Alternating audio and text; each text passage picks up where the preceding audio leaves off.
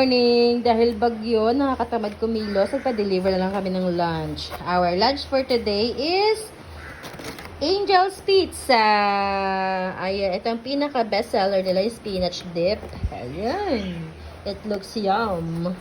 And we ordered, I think bago nilang flavor din, is the, iba ka muna doon, is the yung kanilang aloha, yung malaking, ano yun, aloha, yung may malaking, pineapple. Kaya, buksan na. Yun! Yan. And also, we ordered 1 liter of cucumber lemonade. Yan. So, first time natin matikman yung cucumber lemonade. And, itong ating lunch for today. Yummy! Yan. Wala